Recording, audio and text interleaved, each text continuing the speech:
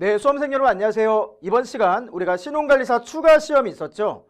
작년 11월 2일, 2025년 11월 2일 날 실시했던 추가 시험에 대한 문제풀이, 그래서 3과목과 4과목 진행하겠습니다. 자, 먼저 이런 문제가 나왔어요. 51번. 다음 중 채권 추심회사가 채권 추심을 위임받을 수 있는 채권으로 가장 적절하지 않은 거. 자, 우리 틀린 거 고르는 거죠. 그래서 먼저 첫 번째가 우리가 상행위로 생긴 금전채권은, 자, 요거는 당연히 우리가 채권 추심회사가 위임받는 가장 전형적인 거죠. 자, 그 다음에 2번 특별법에 따라 설립된 조합, 예를 들면 뭐 농협공제라든가 새마을공제 있죠, 이런 것들, 이런 회원에 대한 보험 업무 관련 금전채권 맞습니다. 세 번째, 다른 법률에서 채권 추심회사에 대한 채권 추심의 위탁을 허용한 채권, 예를 들어 대표적인 게 우리 자산유동화법이거든요. 이런 다른 법률에서 채권 추심 위탁을 한 채권, 당연히 우리가 채권 추심회사가 추심을 위임받을 수 있습니다. 자, 네 번째, 확정된 지급명령, 그렇죠. 뭐 판결에 의해서 확정된 지급명령, 당연히 저희 채권 추심 대상입니다. 5번, 강제집행을 승낙하는 취지가 적혀있대요. 그런데 자, 근데 적혀 있어야 되는데 적혀 있지 않대. 이 금전소비대차 공정증서, 그래서 이 공정증서는 강제집행 승낙하는 취지의 어떤 그 취지가 판결문이라든가 이게 있어야 돼요. 확정조서라든가. 그래서 여기서는 5번이 오답이 되겠습니다. 자, 부연 설명 갈게요. 자, 여기 보시면 채권 추심법 및 신용정보법상 채권 추심회사가 민사채권을 위임받기 위해서는 자, 판결이라든가 화해 조정 조서, 그 다음에 확정된 지급명 등 이런 걸 우리가 권한이라 불러요. 자, 그래서 집행 권한이 확보된 것이어야 되고, 이 공정증서 같은 경우는 자, 요 취지가 이걸 집행 인락 문구라고 하는데 요게 있어야 돼요. 이게 기재되어 있으면 집행 권한이 생기거든요. 자, 그래서 단순하게 이런 문구가 없다면 요거는 강제 집행을 불가능합니다. 그래서 여기서는 5번이 틀린 거. 52번 문제, 다음 중 신용정보법상 신용정보법에 해당하는 걸 모두 그럼 몇 개니까 물어보는데, 이게 별도 업무를 하느냐 아니면 정보법상 자 이렇게 열거가 되느냐 그건데, 여기서는 자 이 디귿과 미음은 별도 업무예요. 그리고 1번 기억번 개인 신용평가업, 그리고 개인 사업자 신용평가업, 그리고 기업 신용조회업, 본인 신용정보관리업. 자, 요게 바로 신용정보업에 해당되는 네 가지죠. 그래서 여기 정답은 자 4개니까 4번이 되겠습니다. 자, 참고 보시면 우리 신용정보법 제9조 자 2조 9호에 자 이렇게 열거대가 되어 있는 거죠. 자, 그리고 디귿과 미음은 우리가 별도 업무로 취급하고 있다. 53번, 신용정보회사 등이 개인 신용정보를 수집할 때 신용정보 주체의 동의를 받지 않아도 되는 경우가 아닌 것. 그러니까 반드시 받으라는 거죠, 이 얘기는. 1번, 법령에 따라 공시되거나 누구나 볼 수 있도록 보여주는 걸 공시라 부르죠. 공개된 정보를 수집하는 경우 당연히 동의를 받아야 됩니다. 신용정보 주체 동의가 필요한 거고. 두 번째, 신용정보 주체가 스스로 사회관계망 서비스 등에 직접 공개한 모든 정보, 뭐 SNS라든가 인스타그램이라든가 자 이런 거 올린 거, 자 요게 직접 자기가 공개했다고 해서 요거를 자 신용정보회사 등이 이걸 수집을 마음대로 할 수 있냐, 이건 별개 문제입니다. 자, 이렇게 포괄적으로 하면 안 돼요. 그래서 만약에 신용정보 주체가 스스로 올린 거라 할지라도 이거는 제한이 된다는 겁니다. 엄격하게 우리 need to know를 최소한 필요한 최소한의 법칙, 자 그걸 적용되거든요. 그래서 2번이 여기서는 오답이 되겠죠. 3번, 공공기관 인터넷 홈페이지 등의 매체를 통해서 공시 또는 공개된 정보를 수집하는 경우 뭔가 나머지는 다 공신력 있는 거죠. 1번과 3번은. 자, 4번, 명백히 정보주체 또는 제3자의 급격한 생명, 신체, 재산의 이익을 위해서 필요하다고 인정되는 경우, 자 아버지가 등산을 가셨어. 근데 갑자기 전화가 딱 오다가 하고 끊겼어. 그럼 뭔가 직감적으로 뭐예요? 아버지가 지금 어떤 신체라든가 생명 여기에 급박한 상황이 생겼다고 우리가 추정할 수 있는 거잖아요. 그럴 때 우리 어디에 전화해요? 자, 119에 전화하면은 119에서 위치 추적 들어가죠. 119가 위치 추적할 때 우리 아버지한테 자 위치 추적 동의하십니까? 라고 물어봐요, 안 물어봐요? 못 물어보죠. 자, 이런 경우가 바로 필요하다고 인정되는 경우가 되겠습니다. 5번, 공중위생 등 공공의 안전과 안녕을 위해서 긴급히 필요한 경우, 자 이럴 때도 우리가 자 위치 추적 가능합니다. 그래서 이런 것들 자 동의를 받지 않아도 우리가 수집이 가능하죠. 뭐 대표적으로 이게 어떤 그 법정 감염병에 의해서 뭐 그 위치를 확보해야 돼. 이런 경우가 우리가 5번 사례가 되겠죠. 그래서 여기서는 자 2번은 맘대로 하면 안 됩니다. 자 해설 나가는데 자 요게 본인이 직접 공개했다더라도 모든 정보를 모든 상황에서 동의 없이 수집 가능한 건 아니라는 거. 그리고 공개된 범위 내에서만 필요한 만큼만 해야 돼요. 그래서 여기는 뭔가 지금 포괄적 표현, 이거는 법적 허용 범위를 벗어나기 때문에 오답이 되는 거다. 그래서 2번이 오답입니다. 54번, 다음 중 신용정보회사 임원이 될 수 없는 자죠. 이걸 모두 고르래요. 자, 일본 기업처럼 우리가 피한정 의견인은 우리가 권리 능력이 제한되기 때문에 이런 사람은 임원에 자 임용되면 안 되는 거죠. 자, 그리고 파산 선고를 받았어. 자, 근데 문제는 뭐야? 복권됐어요. 그럼 권리가 회복된 거잖아요. 그죠? 이런 분들은 임원하는데 결격 사유가 없습니다. 디귿번, 금고 이상의 형을 집행유예를 선고받고 그 유예기한이 경과됐대. 끝났잖아요. 처벌 다 받았잖아. 참고로 우리 징역은 우리가 가둬놓고 일을 시키는 거고 금고는 그냥 가둬놓기만 하는 겁니다. 자, 그래서 이거는 집행유예를 선고받고 그 유예기한이 끝났기 때문에 임원으로서 결격 사유가 사라진 거죠. 그러니까 임원을 할 수 있다는 얘기입니다. 리을번, 금고 이상의 실형을 선고받고 집행이 면제된 날부터 3년이 지나지 아니한 사람. 자, 3년이 지나면 괜찮은데 안 지났잖아요. 그러니까 이 사람은 우리가 신용정보회사 임원이 될 수 없습니다. 자, 될 수 없는 거 우리가 피한정 후견인 그리고 3년이 지나지 아니한 사람 일단 2개 확보했어요. 그 다음에 면직은 5년이 기준이에요. 그래서 신용정보법에 따라서 면직된 후에 우리가 5년이 경과된 사람, 이 사람은 자 신용정보회사 임원이 되는데 전혀 결격 사유가 없습니다. 자, 그리고 20세 사람, 자 민법상 성년이잖아요. 뭐가 문제일까요? 자, 문제가 없는 거죠. 그래서 임원이 될 수 없는 자는 우리 기억번하고 그 다음에 자 3년이 지나지 않은 리얼, 그래서 기억 리얼 2개. 정답은 2번이 되겠습니다. 자, 요거 참고로 보시면 되겠고요. 다음으로 55번, 채권 추심업에 관한 다음 설명 중 가장 적절하지 않은 것. 자, 여러분 문제 풀 때 아는 건지 맞는 건지 이거 여기서 헷갈리시면 안 돼요. 이거 잘 보셔야 돼요. 자, 1번. 아까 나왔던 거네. 자, 신용정보회사 임원도 안 됐지만 이 피성년 의견인 같은 경우 채권 추심회사 임직원 될 수 없습니다. 뭔가 권리 능력이 완전히 제한되는 사람들이죠. 2번. 채권 추심회사는 그 소속 위임직 채권 추심이 되려는 자를 당연히 등록시켜야죠. 그래서 어디에 등록하냐? 금융위원회에 등록해야 된다. 정확히 맞습니다. 3번. 금융위는 위임직 채권 추심인이 정당한 사유 없이 1년 동안 계속해서 등록한 영업을 아니한 경우 자 6개월의 기간을 정해서 그 업무의 전부 또는 일부의 정지를 명할 수 있다고 했는데 자 1년 동안 등록한 영업을 안 하고 있어. 그러면 이거는 자 전부 또는 일부 정지가 아니고 등록 취소 사유가 되겠습니다. 그래서 3번 설명이 우리가 오답이 되겠고요. 계속해서 4번 보겠습니다. 자, 금융위는 위임직 채권 추심인이 자 다른 사람으로 오인하게 만들면 안 돼. 그래서 정보원이라는 단어 그리고 뭐 탐정 그 밖에 이와 비슷한 명칭 쓰는 거 이거 제한됩니다. 자, 요거 만약에 어겼어. 자, 이런 명칭을 쓰지 말라고 했는데 썼단 말이에요. 그러면 자 6개월 범위 내에서 기간을 정해서 뭐 3개월이든 2개월이든 그 업무의 전부 또는 일부 정지를 명할 수 있다. 자, 바로 이 명칭 관련해서 명칭을 자 허위죠. 일종의 유사명칭 쓰면 이때는 우리가 업무 정지가 가능하지만 아까 3번에서는 1년간 아무것도 업을 안 하면 이건 등록 취소 사유에 해당된다는 거. 5번. 당연히 위임직 채권 추심인은 자 소속 채권 추심회사 외자를 위해서 채권 추심 업무를 할 수 없다. 일사전속주의. 자기가 소속된 회사를 위해서만 일해야 됩니다. 그래서 틀린 거는 여기 3번이 오답이 되겠습니다. 자, 여기 해설 나가죠. 자, 여기는 자 이거는 1년 이상 우리가 정당한 사유 없이 영업을 하지 않으면 자 업무 정지 사유가 아니라는 거예요. 뭐다? 등록 취소 사유라는 거. 요거 보시면 되겠습니다. 다음으로 56번 문제. 자, 이번엔 이제 채권 추심 내부 기준 모범 사례. 그래서 우리 시험에 요 채권 추심 내부 기준 모범 사례가 시험에 많이 나와요. 그러니까 여러분들 이거는 몇 번 많이 읽어보셔야 돼요. 그리고 중요한 뭐 기간이라든가 숫자 나오는 거 이런 거는 중요 단어 이런 거는 꼭 기억을 하셔야 됩니다. 자, 채권 추심 내부 기준 모범 사례상 개인금융채권의 연체 관리에 대한 설명으로 가장 적절치 않은 것. 자, 보시면 상당히 우리 문제가 적절치 않은 거, 틀린 거 고르는 게 많이 나와요.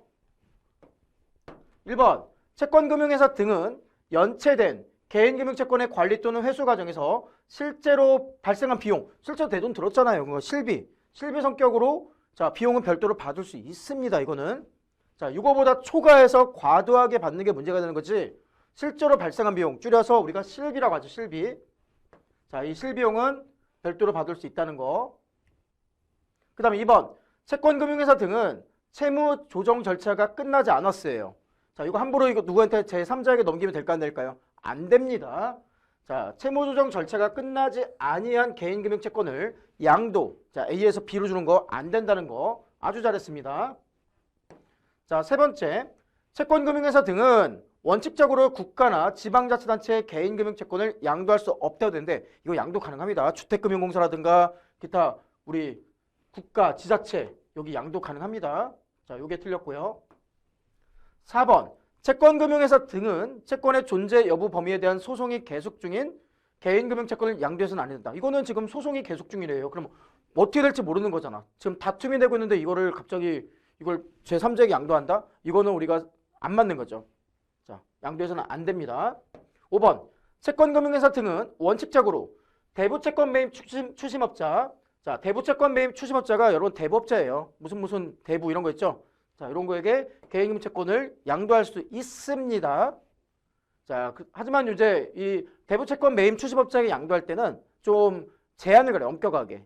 자, 이게 왜냐면 과도한 어떤 추심 행위가 될 수도 있잖아요. 그래서 자, 양도는 가능하되 뭔가 제한을 건다. 그래서 어쨌든 원칙적이니까 양도는 가능합니다. 그래서 여기서 틀린 거는 3번이 오답. 자, 여기 보시면 자, 주택금융공사도 있고 그다음에 우리가 국가 지자체 그리고 캠코 한국자산관리공사 옛날엔 우리 성업공사라 불렀어요. 근데 명칭이 바뀌어서 지금 한국자산관리공사 캠코라 부르죠. 자, 그리고 이 부실채권의 무분별한 매각으로 인해 채무자 피해를 막기 위해서 아까 매입 추심업자 이 뭐라고요? 대부업체. 여기 매각을 제한하는 거지 아예 자, 제한만 하는 거지 양도를 못하는 게 아니라는 거예요. 자, 그리고 공적기관 이관도 막지 않는다는 거. 그래서 여기서는 3번이 명확히 틀렸습니다. 57번 약소금에 관한 다음 설명 중 가장 적절하다는 것. 자, 이번에도 이제 틀린 거 고르는 거죠. 1번. 자, 요게 이제 1번 이 57번 이제 이의 신청이 들어왔던 문제예요, 이게. 1번 만기가 기재된 백지 약소금의 소지인이 그 백지 보충을 하지 않았대. 자, 발행인에게 어음금을 청구했대. 그러니까 백지 보충도 안 하고 소지인이 발행인한테 어음금을 청구했네요. 자, 그러면 소멸시효 중단 효력이 없다. 자, 그러면 1번은 소멸시효가 중단되냐 아니냐인데 요게 2010년 5월 그 20일 판례에 의하면 자, 요게 소멸시효 중단이 됩니다. 이거 왜 그러냐면 우리 법원 중에는 법에서 뭐라고 하냐? 권리 위에 잠자는 자는 보호받지 못한다. 근데 요거는 소지인이 뭔가 요 청구를 했다는 거는 자기 권리를 행사한 거예요. 자, 그래서 자, 소멸시효 중단이 됩니다. 그래서 요게 틀렸습니다. 자, 중단 효력이 없는 게 아니고 중단 효력이 있다. 요게 바로 2010년 대법원 판례가 되겠습니다. 2번 만약에 지급지가 지금처럼 안 적혀 있어. 그때는 뭐예요? 발행지를 지급지로 보잖아요. 그리고 또는 발행인의 주소지로 본다는 거. 3번 약소금 만기일부터 3년간 행사하지 않으면 소멸시효가 완성되고요. 자, 3년이라는 거. 그다음에 4번 만기가 적혀 있지 않은 경우는 일람출급. 뭐야? 지급 즉시 주라는 게 일람출급이죠. 자, 일람출급의 약소금으로 본다. 5번 시효의 중단은 그 중단 사유가 생긴 자에 대해서만 우리가 효력이 생긴다는 거. 그래서 1번이 우리가 오답입니다. 자, 자세한 내용 보시면 여기 보죠. 우리가 자, 2010년 5월 20일 우리가 전원합의체 대법원 선고인데 자, 만기가 기재되어 있으나 지급지, 지급받을 자 등과 같은 어음 요건이 자, 백지인 약소금 요거는 소진이 그 백지본을 보충하지 않은 상태에서 어음금을 청구했다는 것은 어음상의 청구권에 대해서 잠자는 자가 아니래요. 그러니까 권리 행사를 적절히 한다는 거야. 그래서 자, 나는 그냥 권리 행사 안 하는 죽어 있는 사람이 아니야. 이걸 객관적으로 표명한 것이고 그 청구로서 어음상 청구권에 관한 소멸시효는 중단된다. 자, 그래서 이거는 소지인을 보호하기 위한 거다라고 이해하시면 좋을 것 같습니다. 58번 문제. 다음 설명 중 가로 안에 들어갈 가장 적절한 내용을 순서대로 고른 것. 그래서 자, 개인인 신용정보체는 자, 요 계열마다 개인형 평가회사에 대해서 개인신용 평점이라든가 그 다음에 개인신용 평점 산출에 이용된 개인 신용정보를 자, 몇 회 이상 무료로 교부받거나 열람할 수 있다. 자, 그리고 신용정보회사 등은 자, 몇만 명 이상의 개인 신용정보가 누설된 경우 통지 및 조치 결과를 지체 없이 자, 금융이나 금감원에 신고해야 되는데 이거는 암기해야 되겠죠. 자, 그래서 4개월마다입니다. 그리고 자, 이 정보를 1회 이상 무료로 교부받거나 열람할 수 있고요. 그 다음에 신용정보사 등은 자, 10,000명 이상, 1만 명이죠. 자, 그래서 충족하는 거는 411, 정답은 4번이 되겠습니다. 그래서 이게 바로 신용정보 이용 및 보호에 관한 법률, 일명 신용정보법 시행령 감독 규정에 나오는 내용입니다. 그래서 이거는 외우셔야겠죠. 4개월마다 그 다음에 1회 이상 무료 제공, 그 다음에 1만 명 이상 개인 신용정보가 누설됐을 때 지체 없이 자, 우리가 금융이나 금감원에 신고해라. 59번 채권 추심법상 채권 추심 업무에 관한 다음 설명 중 가장 적절하지 않은 거. 이번에도 적절하지 않은 거예요. 1번. 자, 그래서 법령상 정의인데 채무자란 채무를 변제할 의무가 있거나 좋고요. 채권 추심자로부터 채무를 변제할 의무가 있는 것으로 주장되는 자연인. 좋습니다. 자, 보증인도 여러분들 보증인도 이제 자, 우리가 채권에 대해서 추심 대상이 되거든요. 그래서 여기 채무자라 하면은 우리 보증인도 우리 포함이 됩니다. 그래서 보증인 포함되지 않다가 틀렸어요. 당연히 보증인도 포함입니다. 그래서 보증인도 채무자의 범주에 들어간다는 거 기억하셔야 돼요. 자, 1번이 틀렸네요. 나머지 맞는 건 한번 살펴볼게요. 2번 채권 추심에 관해서 다른 법률에 특별한 규정이 있는 경우 제외하고 자, 이 법이 뭐예요? 자, 채권 추심법이죠. 이거 당연히 이거 따르겠죠. 자, 근데 다른 특별법에 뭐 규정이 있다. 우리가 나는 특별법 우선 원칙이잖아요. 그래서 특별법에 뭐 근거 있으면 따르겠지만 다른 법에 그렇지 않으면 채권 추심법을 준용한다. 3번 채권 불이행자로 이미 등록됐대. 자, 등록되는 채권 추심자는 채무의 존재를 다투는 소가 제기되어 소송이 진행 중임을 안 날부터 자, 30일 이내에 채무 불이행자 등록을 삭제된다. 이게 어떤 취지냐? 자, 이거는 이미 채무 불이행자 등록됐지만 지금 뭐 다투는 소가 소송하고 있잖아요. 만약에 다투는 거에서 승소하면은 채무가 부존재되는데 그러니까 그러면 채무 불이행자가 아닌 거잖아요. 그러니까 이런 소송이 제기되면 아, 소송이 되는구나. 안 날로부터 30일 이내에 채무 불이행자 등록을 삭제해야 됩니다. 결과가 어떨지 모르니까. 4번 채권 추심자는 채무자 또는 관계인에게 지급할 의무가 없거나 실제로 사용된 금액을 초과한 채권 추심 비용을 청구해서는 안 된다. 아까 실비 성격은 되지만 이거 실제 사용된 금액을 자, 이게 실비예요. 이걸 초과한 채권 추심 비용 이거 함부로 청구하면 안 되겠죠. 이거 허용하게 놔두면 막 엉뚱한 거에 막 지금 항목 집어넣고 막 과도하게 채무자 지금 빚 못 갚아갖고 지금 힘든 상황인데 이런 비용까지 청구하면 이중으로 힘들게 되겠죠. 그래서 이걸 엄격히 제한하는 겁니다.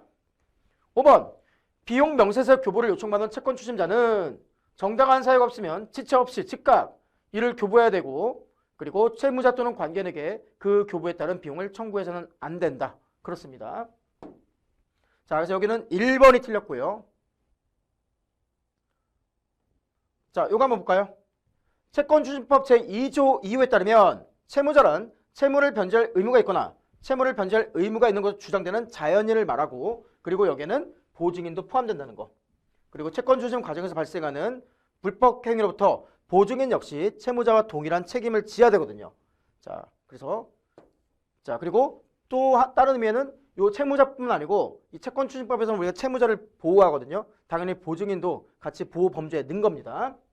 자, 그래서 법적 정의상 보증인은 채무자의 범주에 포함된다는 거 기억하시면 되겠습니다.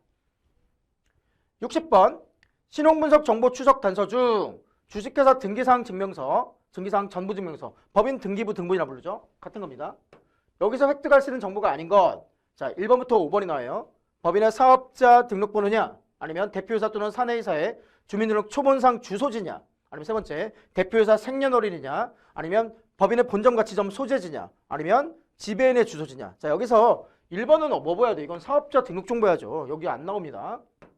사업자 등록 증명원을 보거나 여기에 봐야 나오는 거지. 이거는 뭐 세금을 과세하기 위해서 필요한 그런 거죠. 그래서 여기는 굳이 법인 등기부 등본에 나올 이유가 없는 거죠. 여기서는 1번이 오답이 되겠습니다. 자, 설명 보실게요. 자, 사업자 등록번호. 자, 열쇠 자리는 국세청에서 세원관리, 세금의 원천관리를 위해서 부여하는 번호고 자, 법인 등기부에는 등기소에서 부여하는 따로 법인 등록번호 열쇠 자리가 기재되지만 자, 법인 등록번호가 열쇠 자리입니다. 자, 사업자 등록번호는 10자리 여기는 없다는 거죠. 그러니까 이건 못 띄어야 돼요. 사업자 등록번호 10자리를 알려면 지금처럼 사업자 등록증이라든가 아니면 사업자 등록증명원 자, 요거를 떼면 되겠죠. 그래서 여기서는 1번이 상관없다. 법인 등기부등본은 13자리, 그리고 사업자 등록번호는 10자리로 구성되어 있습니다.